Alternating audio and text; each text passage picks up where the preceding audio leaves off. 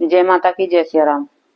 भाई जैसे कि दीपक में फूल बनता है, तो उस फूल को तुम कैसे यूज कर सकते हो, किस किस चीज में यूज कर सकते हो उसको, उसके कितने फायदे हैं जो दीपक में फूल बनते हैं। देखो, दीपक में जब फूल बनने लगते हैं, जैसे पूजा पाठ तुम्हारी तुम करते हो कंटिन्यू सुबह शाम की, तो दीपक में फूल बनने लगता है।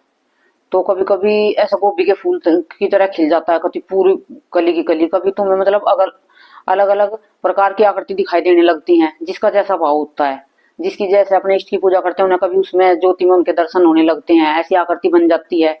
तो ये सबका अपना अलग अलग बनता है, जिसकी जैसी कोई विष्णु भगवान की करता है, उनके चक्कर बन जाता है पूरा, विष्णु भगवान का चक्कर ज्योत पे खूब आकृति बनती हैं।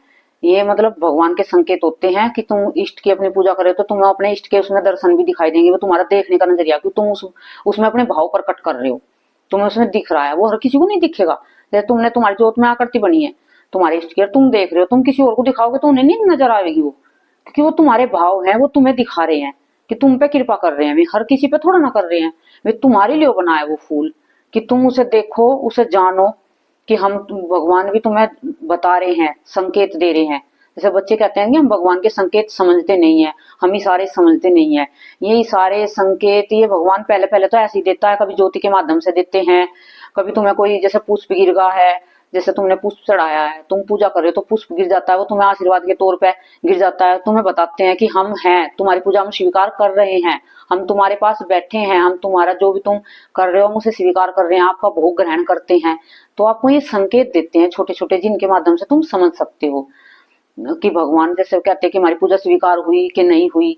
तो ये इस तरीके से मैं तुम्हें बता रही हूँ। ये तुम्हारे दीपक में फूल बनने लगता है, तुम्हारे इष्ट की तुम्हें आकृति दिखाई देने लगती है, तो तुम समझ लेना कि तुम्हारे पे भगवान, तुम्हारे इष्ट की कृपा होने लगी है।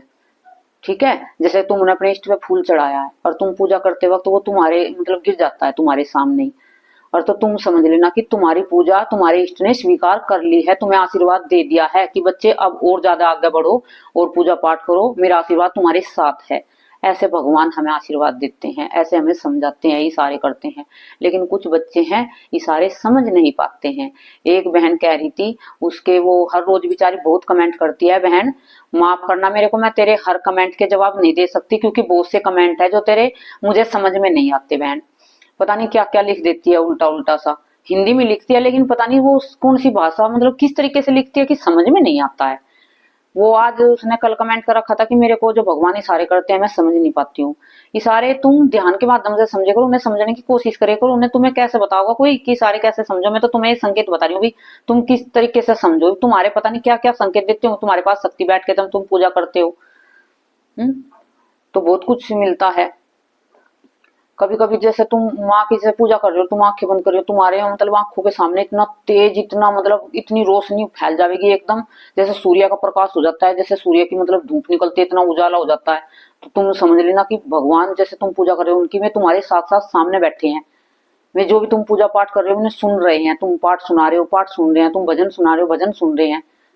तो इस तरीके से भगवान तुम्हारे सामने होते हैं। तो जैसे तुम आंख खोल के देखोगे ऐसी शुरुआत में, तो ऐसे थोड़ा ना भगवान दिख जाएंगे कि तुम्हारे पास ऐसे माँ सिर पे बैठी होगी तो ऐसे दिखेगी, नहीं। ये भगवान जो दिखते हैं ये आंखें बंद करके ही, मतलब इनकी जो चीज हमें दिखाई देती है आंखें बंद करके, जो अंदर की दिव्य दृष्टि होती है वो अंदर से ही दिखती है। जो भगवान को देखने के लिए जो नेत्र है हमारे, जो बाहरी जो दुनिया को देखते हैं, इनसे मतलब नजर नहीं आवेंगे। ये हमें ध्यान का लगाना होगा, तब भगवान हमें महसूस होंगे और नजर भी आवेंगे। ठीक है, जैसा हम भगवान क्या करते हैं, जैसा हम रूप देखना चाहते हैं उसी रूप को हमें दिखा देते हैं भगवान के। तो पता नहीं अनेकों रूप धारण कर लेते हैं, उनका क्या पता है किस रूप में आ जाए। कभी कभी हम पूजा करते हैं तो हमारे पास, जैसे हम पूजा कर रहे हैं, हमारे पास कोई बाहर मांगने वाला आ गया, कोई भाई कोई खाना खिला दो या कुछ मुझे दे दो, तो समझ लेना, तो पूजा करते समय समझ लेना कि भाई तुम्हारे पास कोई भगवान ही उस रूप में आए हैं। तुम्हें तुम्हारी परीक्षा होती है उस टाइम पे, तुम उठोगे पूजा से कि नहीं उठोगे। वही जैसे तुम्हारे घर पे कोई नहीं है, तुम पूजा कर रहे हो, किसी ने दरवाजा खटखटाया है कि मुझे भी कुछ खाने को दो, तो तुम कह दोगे पहले तो मैं पूजा कर रही हूँ, तो मैं इस टाइम कहाँ से खाने को दूं। तो ये परीक्षा होती है शुरुआत में जब भक्ति करते हैं, भगवान बहुत परीक्षा लेता है, मैं हकीकत में बताती हूँ। मेरे साथ कई बार ऐसा होता था, जब पूजा करते थे कोई आ जाता, लेकिन बच्चे घर पे होते थे तो बच्चे संभाल लेते थे, और कितनी बार तो एकली भी रहती थी।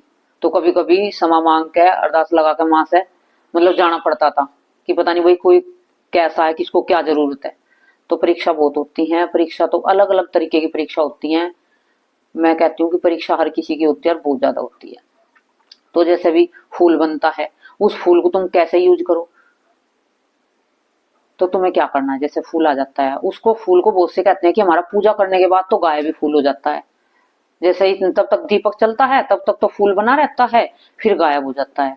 वो पूर्णतः कृपा नहीं हुई आप पे अभी, तो गायब हो जाता है। नहीं तो जैसे उसमें घी तेल जो भी है जिसकी तुम पूजा करते हो, मतलब घी तेल की, तो जैसे तुम्हारा खत्म हो जाएगा दिए में, तो वो जो फूल बना है वो ऐसा का ऐसे ही मिलेगा तुम्हें दीपक के ऊपर, जो तुम्हारे ऊपर पूरी प्रसन्नता से भगवान खुश होंगे और पूरी मतलब तुम्हारी पूजा पाठ को स्वीकार कर रहे होंगे, और तुम्हारे घर में नेगेटिविटी नहीं होगी।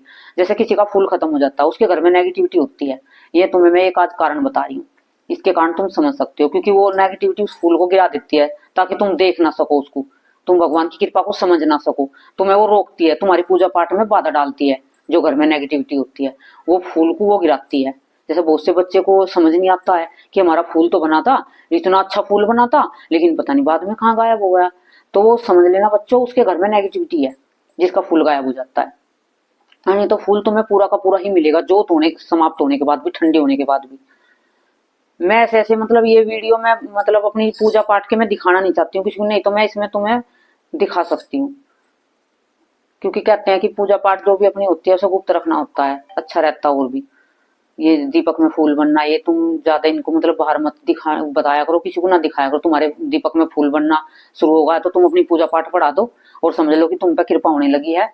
जैसे तुम माँ काली की पूजा कर रहे हो, फूल बनने लगा माँ काली की जोत पे, तो समझ लेना माँ काली की कृपा तुम पे होने लगी है। तुम अपनी पूजा पाठ बढ़ा दो, अपने जब तक बढ़ा दो, और किसी से कुछ मत कहो, ठीक है। और अपना भोग लगाते रहो, मिश्री मेवा जो भी है तुम्हारे पास, चुपचाप शांति से।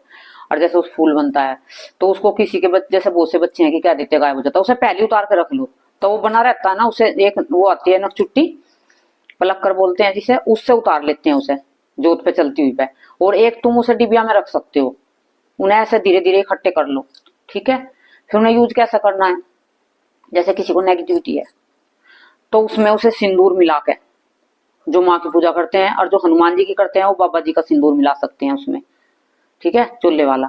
तो इस तरीके से उसमें मिला के एक डिब्बे में तैयार कर लो उसे, अपने मस्तक पर तिलक लगाया करो उसके, ठीक है, जिसको नेगेटिविटी है। और एक गले पे लगाया करो, थोड़ा सा कान के पीछे लगाया करो अपने, जिसके नेगेटिविटी है। और जैसे नेगेटिविटी नहीं हुआ उसे अच्छे में भी लगा सकते हैं। जैसे तुम कहीं जा रहे हो, ज्यादा नहीं लगाना कि ताकि उसका रंग कलर काला हो जाए, काला तिलक नहीं, उसमें जरा सा मिलाना है आशीर्वाद के तौर पे, ठीक है। जैसे तुम शुभ काम के लिए जा रहे हो तो भी आशीर्वाद मतलब कि भगवान के आशीर्वाद को समझ के उसे लगा के जा सकते हो अपने मस्तक पे। जैसे तुम्हारे छोटे बच्चे हैं घर में, उनको नजर लग जाती है, ठीक है, उनके भी उसमें उसका उसे घी में मिला के और कान के पीछे उसका टिक्का लगा सकते हो, बच्चों के नजर का टिक्का, ताकि बच्चों का नजर न लगे। छोटे छोटे बच्चे होते हैं, क्यूट से बच्चे बहुत अच्छे होते हैं, जैसे हंसते रहते हैं खेलते रहते हैं, तो उनके किसी की नजर लग जाती है, जैसे बाहर वाला कोई देख लेता है, तो उस तुम फूल को ऐसे यूज करे करो। बच्चे पे भी तुम तिलक टिक्का लगा सकते हो कान के पीछे, उसके नजर का टिक्का। और जैसे बहुत सी बहनें हैं, वही पति पत्नी में झगड़ा रहता है उनका, तो उन्हें क्या करना है, उन्हें गाय के घी में, जो गाय का घी होता है बिल्कुल देसी गाय का, ऐसे थैली वाला पैकेट वाला नहीं है, जैसे घर का घी होता है, किसी के घर गाय है तो वहां से जरा सा घी ले लेना, मतलब बहुत जरा सा उसमें, और उसे मिलाकर उसमें उसका काजल आंखों में डालना। इससे पति पत्नी का प्रेम भी बढ़ता है। उसे रात के समय मतलब काजल को लगा सकते हो आप, जिस पति पत्नी में झगड़ा रहता हो, सुबह भी लगा सकती हैं, रात को भी लगा सकती हैं। तो उसे ऐसे भी यूज कर सकते हो आप, जो फूल बनता है दीपक पे, ठीक है। और जैसे कि भाई तुम्हारा कुछ किसी का मतलब कोई कार्य रुका हुआ है, ठीक है, तो उसे सिंदूर में मिला के एक दिए में घोल कर उस फूल को भी उसे मिला के मिक्स करके उस पे तुम पर्ची बना के भगवान को भी मतलब लिखे, उसी से लिखना है तुम्हें, उसे तुम भगवान को अर्पण कर सकते हो। भाई तुम्हारी कोई मन की मनोकामना अरदास लगाना चाहते हो तो उस दीपक के फूल हुए सिंदूर में मिलाकर घोल के उसे एक पेज पे लिख के किसी भी चीज से, तो उसे भगवान के चरणों में उस पर्ची को रख सकते हो, जिससे आपको किसी की अरदास पूरी कर, कुछ इच्छा हो तुम्हारी कि हमारी अरदास कोई पूरी हो, जैसे पूरी नहीं होती है बहुत से की अरदास, उससे अरदास लिखे करो तो तुम्हारी पूरी होगी जरूर से जरूर, क्योंकि उसमें बहुत मतलब भगवान का आशीर्वाद भरा होता है। और देखो फूल तो मतलब ये बहुत चीजों में यूज होता है, जैसे किसी को संकट है, ठीक है, और भाई उसको वो तिलक भी नहीं लगावेगा, कि बहुत से हैं जिसको संकट में तुम्हें कुछ नहीं करने देते हैं, तो उस फूल को जरा सा उसके ऊपर ऐसे सिर पे डाल दो, सूखा ही फूल वो मिलाना नहीं है काई में, उसको ऐसा चूर्ण सा करके उसके सिर पे डाल दो जिसके नेगेटिविटी है। या फिर उसके साथ क्या करो, जिसको नेगेटिविटी है उसके वो जो फूल बना हुआ है उस फूल को जो फूल की राख होती है थोड़ी सी वो लेनी है, और उसमें 5 लौंग लेनी है, और एक काले कपड़े में बांध के या लाल कपड़े में उसके सिर के नीचे रख सकते हो, तकिए में डाल सकते हो उसके, जैसे वो सोता जहाँ पे बेड होता गद्दे के नीचे रख सकते हो। जिसको नेगेटिविटी है तो उसको डर लगना बंद हो जाएगा, उसको नेगेटिविटी मतलब थोड़ी सी राहत मिलेगी शरीर में उसके। देखो ये तो है नहीं कि भी उसे लगाने से या उसे करने से उसकी नेगेटिविटी दूर हो जाएगी मतलब, लेकिन उसे जो मतलब ज्यादा नेगेटिविटी परेशान करते हैं, रात को नींद नहीं आती है, परेशान हो जाता है, तो उसे सिर के नीचे रखने से उसको थोड़ी सी राहत मिलने लगेगी। ठीक है, तो जैसे दीपक में फूल बनता है उसकी ये तुम्हें मैंने बता दी है, जितनी जानकारी माता रानी ने मुझे दी थी। तो भाई देखो, और नई नई वीडियो बनाते रहेंगे, जो माँ का आदेश होता रहेगा तुम्हारे लिए, उपाय की वीडियो लेके आते रहूंगी, और अच्छे अच्छे से तुम्हारी जानकारी तुम्हें जो भी होगी माँ मुझे देगी वो तुम्हें मैं देती रहूंगी। जैसे बच्चे हैं वो उससे भाई मैं कोशिश करती हूँ हर बच्चे की वीडियो बनाने की, किसी की एक आदि नहीं बने। एक बच्चे ने कहा था कि माँ नवरात्रों में एक फुल वीडियो बनाओ कि कलश कैसे रखते हैं, जो कैसे बोते हैं, हमें दिख मतलब बताओ अच्छे से। तो फिर उसमें एक बच्चे का हो रहा था कमेंट, तो धीरे धीरे बच्चों के नवरात्रे आ रहे हैं तो कमेंट आ रहे हैं, तो मैं एक देखो वीडियो बनाऊंगी, नवरात्रों से पहले बना दूंगी भाई, कलश कैसे रखते हैं, जो कैसे बोते हैं, और घर पे कैसे मतलब हर चीज पूजा पाठ किस तरीके से करते हैं।